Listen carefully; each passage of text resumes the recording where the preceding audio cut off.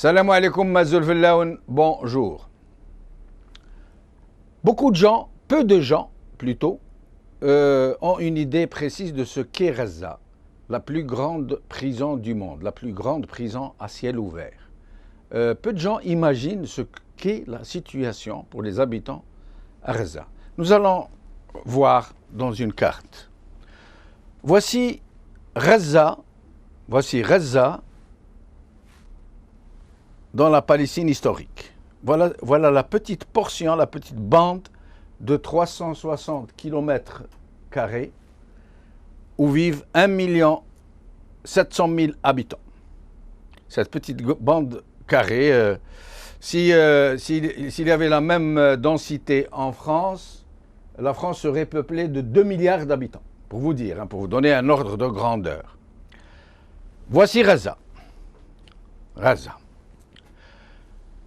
Là, c'est la mer. Là, c'est la Palestine occupée. Et de ce côté-là, du côté de Rafah, c'est l'Égypte.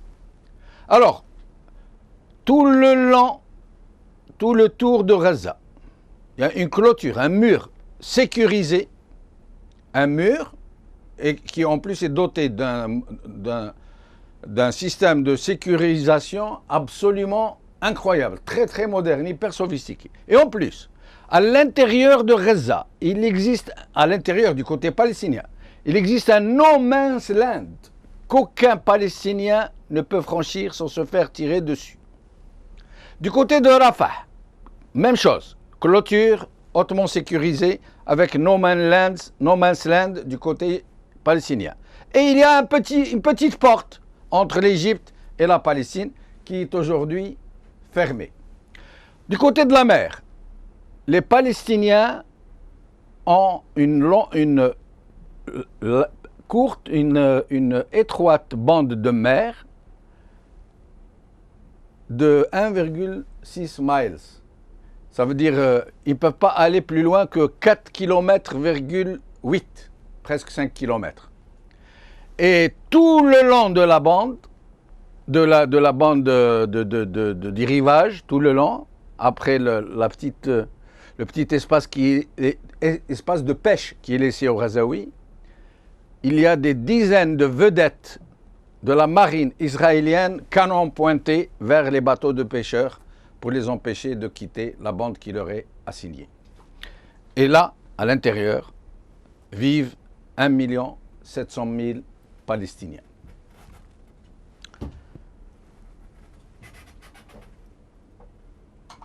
Voilà où en est la situation des Palestiniens. Côté israélien, depuis le 8 juillet, selon les chiffres d'hier, l'armée sioniste a lancé 1329 attaques contre la population de Gaza.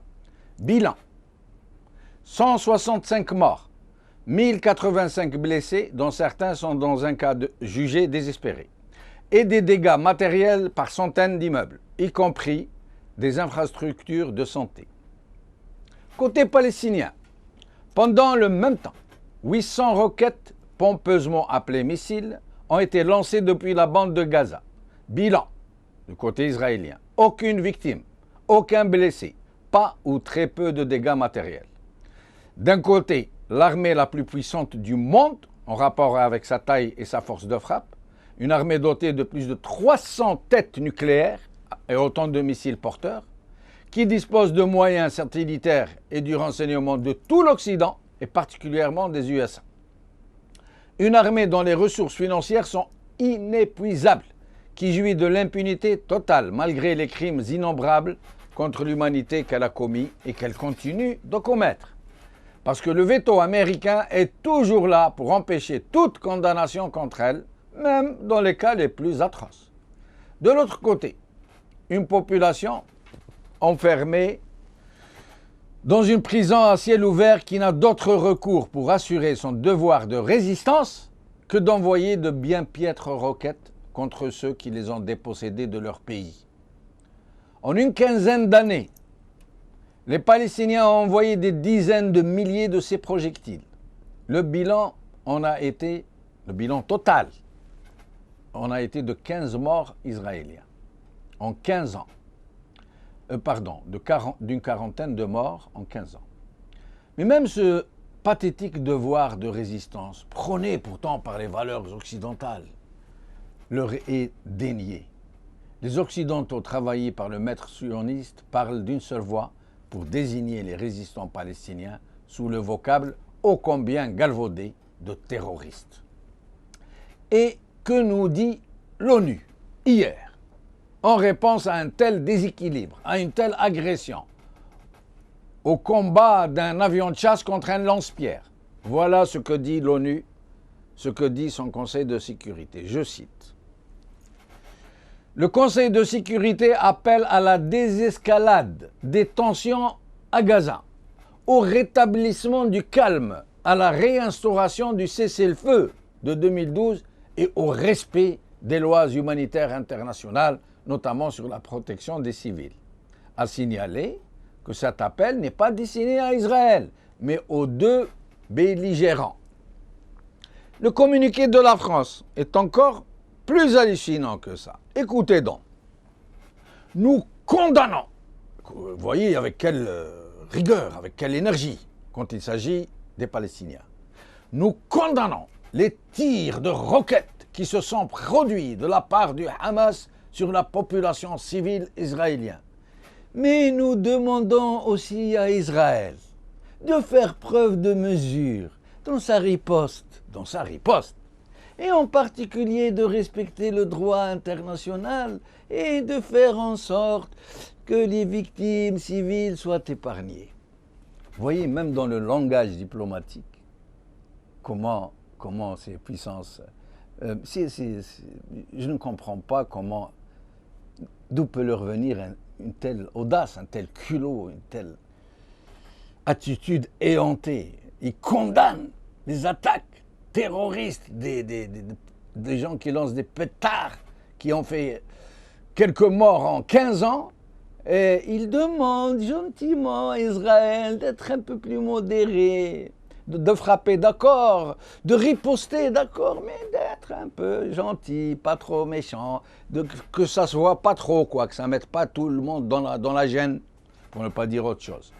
Et Fabius, le ministre des Affaires étrangères français, de surenchérir.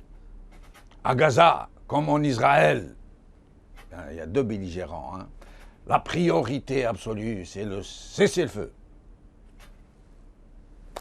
Je crois que ces attitudes et ces déclarations se suffisent à elles-mêmes. Il est tout à fait inutile de les commenter.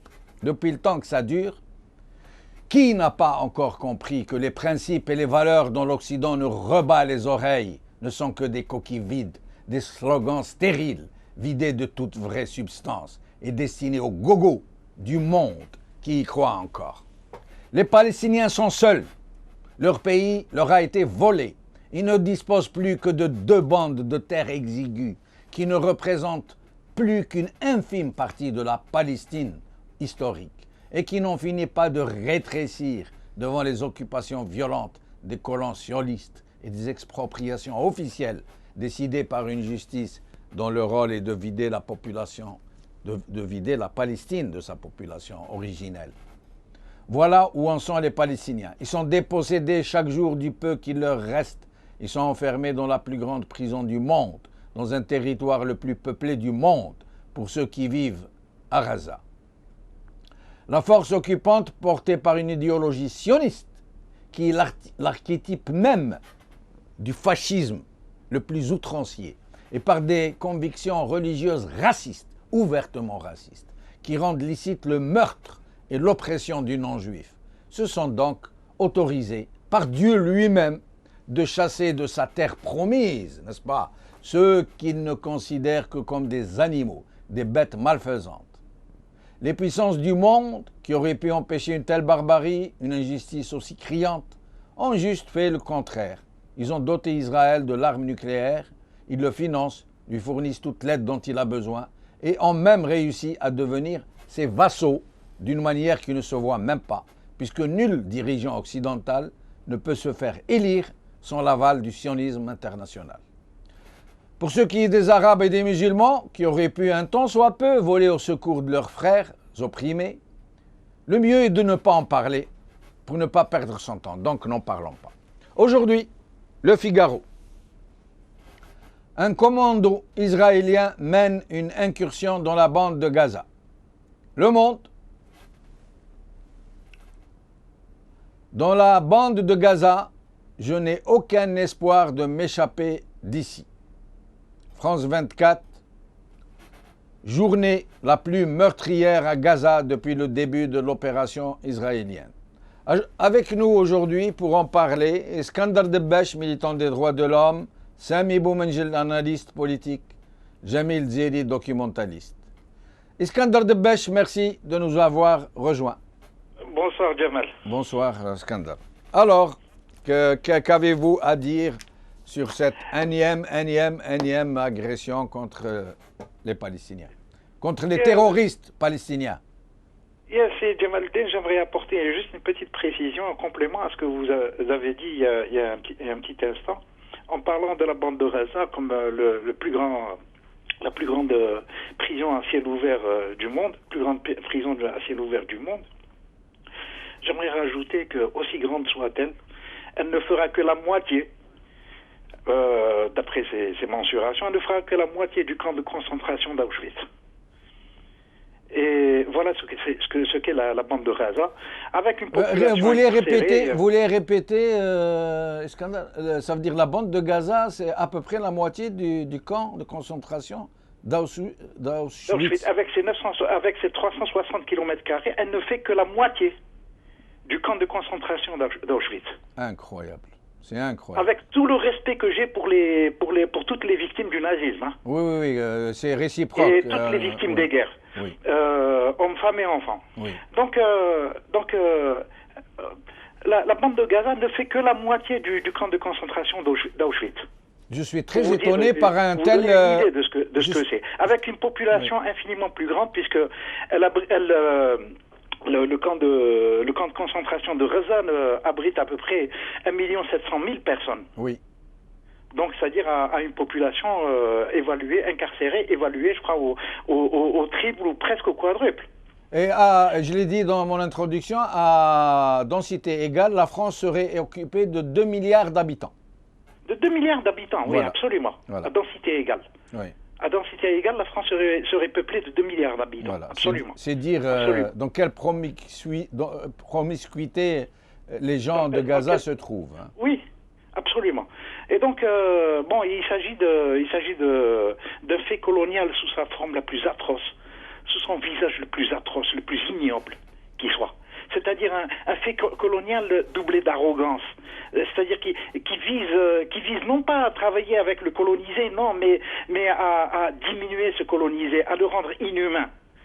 Oui. Vous voyez ce que je veux dire? Oui, bien sûr, Iskandar, bien sûr. Restez avec parlant d'un fait colonial, notre pays demain va défiler pour la célébration d'un autre fait colonial atroce. Oui, c'est vrai. L'Algérie va défiler demain. L'armée algérienne va défiler à Paris pour le 14 juillet, fête nationale française. Le 14 juillet, pour la célébration d'un autre fait colonial qui était la guerre, la déflagration de la Première Guerre mondiale. Oui. La déflagration de la Première Guerre mondiale. Et là, je crois que nous avons vraiment, franchement, à mon avis, nous avons franchement atteint le fond. Nous avons pratiquement touché le fond. Puisque grâce à l'entremise du clan du Bachar Bouteflika, notre armée nationale populaire va allègrement, c'est-à-dire notre armée nationale populaire, héritière de la glorieuse armée Libération nationale, va allègrement défiler à Paris pour célébrer le 14 juillet. Et plus que ça, au-delà, elle va célébrer la commémoration de la guerre de 1914. Oui. Donc elle va célébrer la commémoration de la guerre de 1914-1918 et justement sous l'ère de la Nouba des tirailleurs algériens. Oui. La Nouba des tirailleurs algériens, bien sûr, il n'y aura que la musique qui sera jouée par la fanfare de l'armée française. Oui. Mais dans les paroles que j'ai, parce que j'ai procédé à quelques vérifications tout à l'heure, la Nouba des tirailleurs algériens, qu'est-ce qu'elle dit? Oui. La France est notre mère, c'est elle qui nous nourrit, avec des pommes de terre et un bol de riz. Oh là là là là là là. Voilà ce que chantaient les tirailleurs à cette époque-là. Ah là C'est-à-dire là que, là. et c'est là qu'on voit avec le cynisme du système colonial, qui en échange de pommes de terre et de bols de riz, exige votre vie, que vous sacrifiez votre vie pour lui, à l'époque. Voilà. Et nous allons, notre armée, c'est-à-dire notre armée qui va défiler demain le 14 juillet, en descendant les Champs-Élysées, eh bien elle va marcher allègrement sur le corps de grands révolutionnaires. Je ne parle pas des héros de la guerre de libération nationale. Elle n'a intervenu que 40 ans après la guerre de 14. Moi, je parle de ces héros qui ont résisté à la conscription de 1914. Oui. Je cite au passage Mes'ud Ben Zalmat. Oui, exact.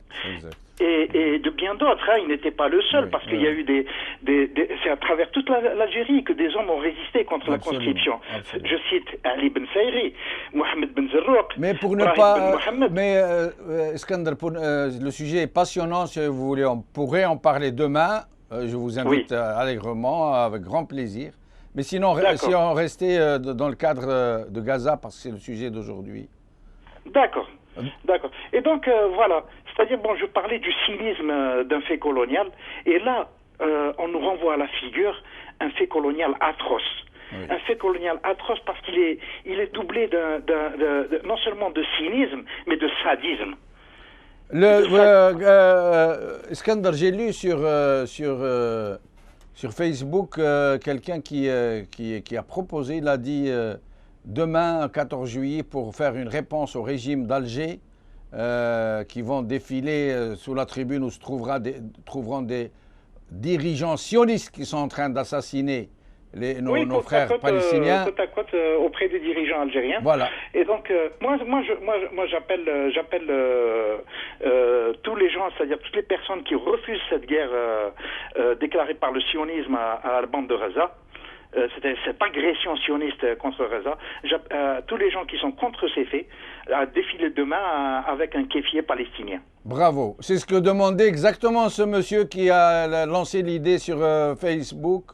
Il a demandé à tout le monde, pas que seulement aux Algériens, d'aller au 14 juillet avec un kéfier palestinien. J'espère que ce sera fait. Voilà. Restez avec nous, Iskandar. Nous allons accueillir à présent Sami Boumenjel. Merci, Sami, d'être avec nous.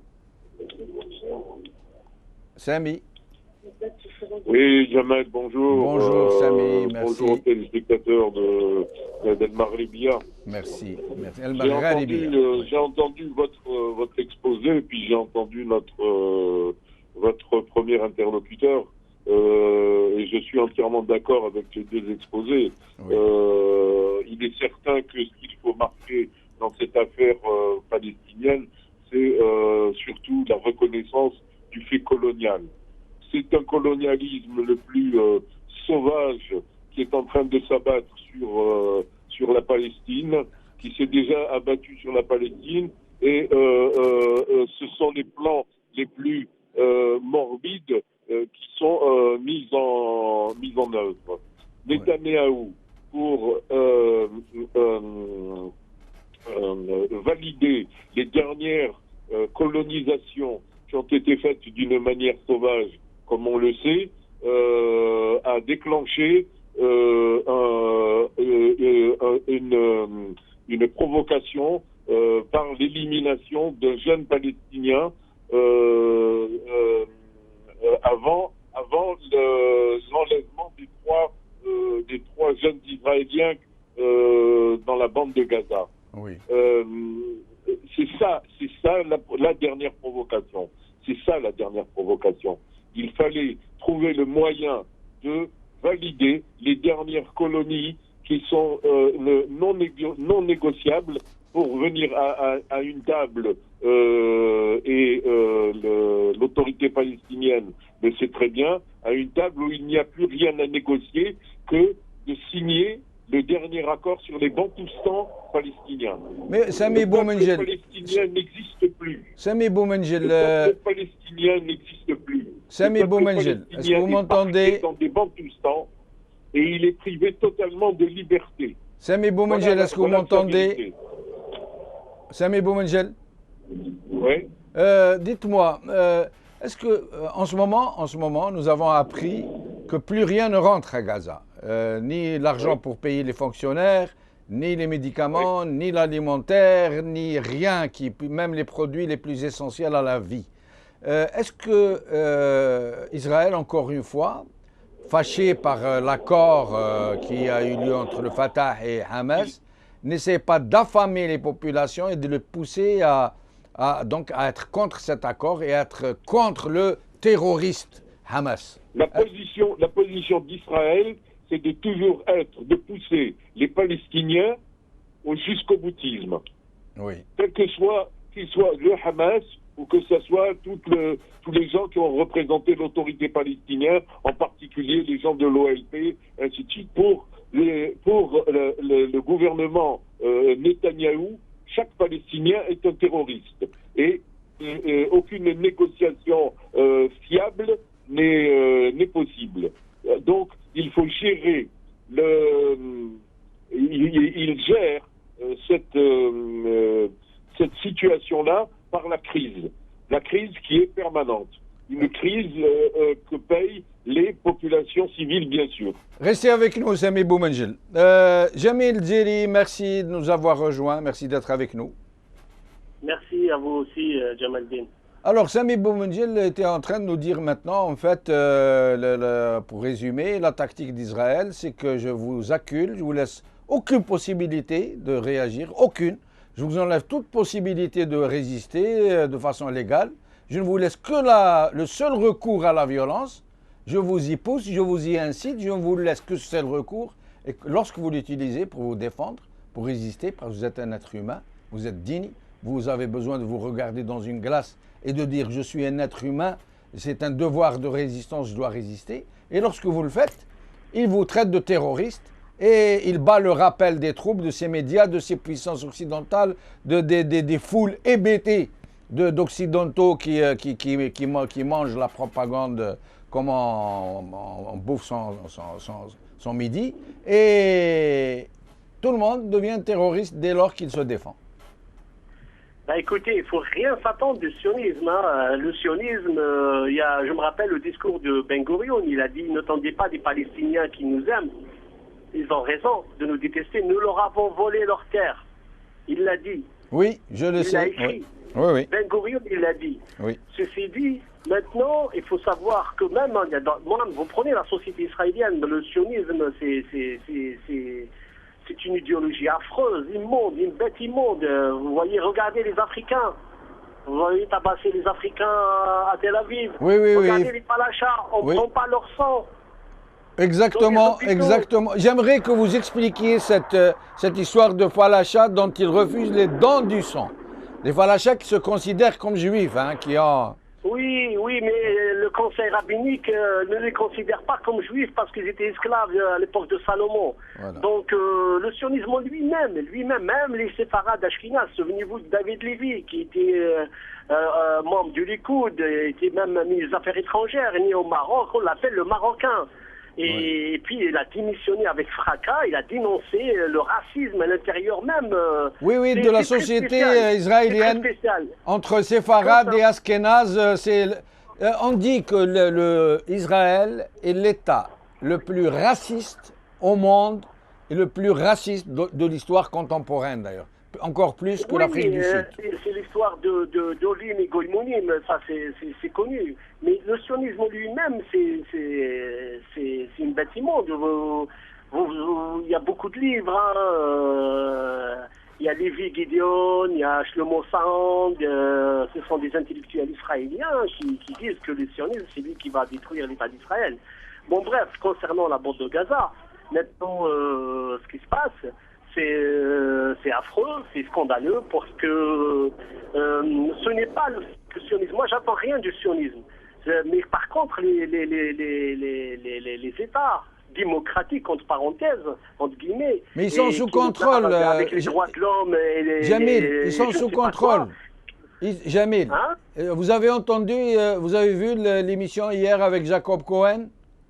Oui, je l'ai vu, oui, effectivement. Alors il nous dit clairement, lui, que les Sayanim contrôlent totalement la société occidentale, non seulement pour l'information qu'il livre au Mossad et aux autres institutions israéliennes, mais aussi pour la pression. Ils contrôlent tout.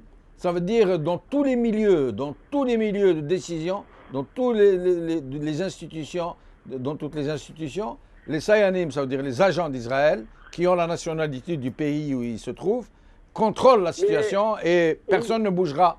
Personne ne bougera dans ces pays.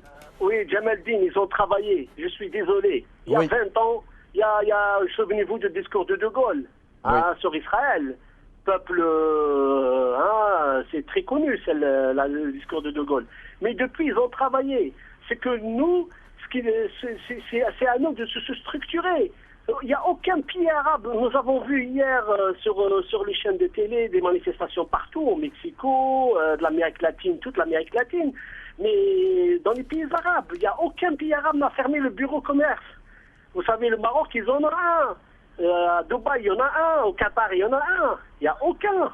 Et vous avez, il y a un expert, il y a Odot Aharonot, il y a un expert israélien de sécurité qui a dit que nous avons fait ce que nous avons fait en accord avec l'Égypte. Et que pensez-vous de l'appel qui a été lancé par un compatriote sur les réseaux sociaux de porter demain, 14 juillet, un kéfier palestinien? Et ce n'est pas un appel qu'aux Algériens, un appel à tous ceux qui compatissent aux souffrances du peuple palestinien. Et pourquoi pas? Pourquoi pas? Ça, c'est une bonne idée, c'est une très bonne initiative. Comme ça, les gens sauront qu'il y a la voix du peuple et puis il y a la voix du pouvoir. Ça sera un message lancé à M. Hollande qui dit, qui compatit, qui condamne, et voilà. Un dernier mot. Puis aux sociétés, aux musulmans, aux arabes qui vivent en Occident, de se structurer. Le rapport de force existe. Quand on parle des États-Unis, on dit que les États-Unis, c'est l'allié objectif ou l'allié inconditionnel d'Israël, mais c'est faux. C'est faux. C'est le rapport de force. Les États-Unis n'ont pas de diplomatie, n'ont pas de politique étrangère. Ils ont une politique intérieure. Et n'oubliez pas que les États-Unis se sont abstenus à la création de l'État d'Israël. Oui. Mais aujourd'hui, les choses ont changé. Beaucoup de pays arabes. Oui. Il faut créer le rapport de force dans les sociétés occidentales. Il y en a. Mais les Arabes et les musulmans et les pro-palestiniens ne sont pas prêts, malheureusement, à créer des lobbies, des groupes de pression. Leila Haddad, qui était avec nous il y a quelques jours, nous l'a brillamment expliqué. Il ne nous reste plus de temps, donc Jamil, merci d'avoir participé à cette émission. Nous allons passer à Sami Boumendjel pour un dernier mot peut-être.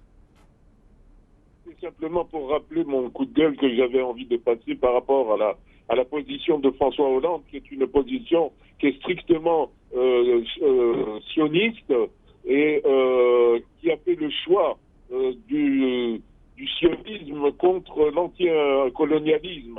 Parce que ce qui est en train de se passer en Palestine, c'est pur et simplement du colonialisme. Exactement, exactement. Merci beaucoup, Sami Boumendjel, en espérant vous revoir bientôt. Iskandar Debesh. Oui, alors, nous allons... Pardon, Iskandar. Je rejoins notre ami Sami Boumendjel pour dire que c'est la manifestation, en parlant de l'agression israélienne contre Gaza, qu'il s'agit là de la manifestation d'un fait colonial sous son visage le plus hideux qu'il faut absolument dénoncer partout où l'on se trouve. Dénoncer pour que cela ne se reproduise plus jamais ça. Merci beaucoup, Iskandar Debesh. Merci à tous les trois de nous avoir accompagnés. Je ne quitterai pas l'émission avant de vous parler de quelque chose qui m'a frappé, qui m'a choqué et qui montre toute l'étendue des dégâts et qui explique bien comment le lobby sioniste, les lobbies sionistes tiennent l'Occident. Vous savez bien qu'en France, il y a eu des lois contre le port ostentatoire d'objets ou d'habits qui font référence à une religion ou à une autre, dans les établissements publics, notamment dans les écoles, entre autres, n'est-ce pas? Or, ce qui m'a vraiment choqué, c'est que nous avons vu le Premier ministre, M. Valls, et M. François Hollande, le président de la République française, porter des kippas. Ils ont tous les deux porté des kippas, et en plus des déclarations qu'ils ont faites en faveur d'Israël. Là, on n'en parle pas, mais on parle de port ostensible dans les établissements publics. Alors là, ce sont les plus hautes sommités de l'État français, de l'exécutif français, le président de la République, dans la photo, c'est dommage que je n'ai pas pensé à vous la montrer, où on voit M. François Hollande avec une kippa sur le sommet du crâne, avec les yeux baissés dans une attitude de recueillement. Et nous voyons nous voyons M. Valls, pareil, avec une kippa sur la tête qu'il arbore fièrement, lui qui a dit mais je suis éternellement attaché à Israël, quand même. Cette émission est maintenant terminée. Merci de l'avoir suivie. Salam alaikum. Bqaw ala khair.